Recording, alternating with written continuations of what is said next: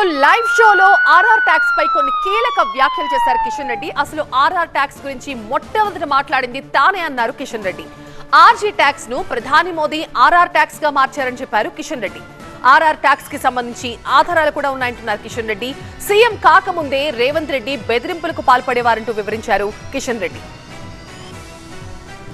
Direct Delhi పోయి పలానా దగ్గర పలానా వ్యక్తి దగ్గర జమ చేయమని చెప్తున్నారు. ఆ రకంగా కొన్ని వందలు ఉన్నాయి సాక్ష్యాలు. కానీ ఇప్పుడు వాళ్ళందరూ బయటకు చెప్పాలి. ఆ ఇండస్ట్రీ వాళ్ళ భవిష్యత్తు భయపడుతున్నారు. ఓకే, మరి భారతీయ జనతా పార్టీ ఓటర్లకి ఇంత ఎష్యూరెన్స్లు ఇస్తుంది. సోకాల్ తెలంగాణలో ఉన్న వ్యాపారస్తులు, ఇండస్ట్రీస్లో ఎవరైతే మీరు అంటున్నట్టుగా కాంగ్రెస్ రేవంత్ రెడ్డి బెదిరింపులకు భయపడుతున్నారు, వాళ్ళందరికీ భారతీయ జనతా పార్టీ ఏం ఎష్యూరెన్స్ ఇస్తుంది, ఏం ప్రొటెక్షన్ ఇస్తుంది? ఎందుకంటే రేవంత్ రెడ్డి ముఖ్యమంత్రి కాకముందే బెదిరింపులు చేసేవాడు. మీకు తెలియకపోవచ్చు, నేను మీద తప్పట్టడం లేదు. ఆయన ఒక ఆఫీస్ పెట్టేవాడు. అందరు రియల్ ఎస్టేట్ కంపెనీల మీద ఆర్టీఏలు వేసి ఆర్టీఏల ద్వారా వివరాలు సేకరించి వాళ్ళందరినీ బ్లాక్మెయిల్ చేసేవాడు. అందరికీ జగమెరిగిన సత్యం అది. నేను చెప్పడం కొత్తగా చెప్పడం లేదు. చాలామంది చెప్పేవారు.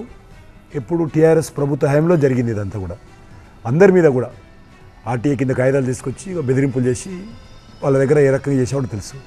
ఆయన ప్రతిపక్షంలో ఉన్నప్పుడే అలాగే చేసిన వ్యక్తి ఈరోజు అధికారంలోకి వచ్చినాక ఇది చేయడంలో పెద్ద గొప్ప అనుకోకూడదు. ఇది మామూలు ఆయనకు మాత్రం.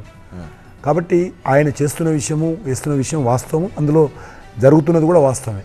ఓకే, సో మీరు మోదీకి అత్యంత ప్రియమైన శిష్యులు ఒప్పుకుంటారా? ఆయనకుంటే చాలామంది శిష్యుల్లో మీరు ఒక మోస్ట్ ఇంపార్టెంట్ శిష్యులు అని చెప్పి ఒప్పుకుంటారా? శిష్యుల ఒప్పుకుంటా. తను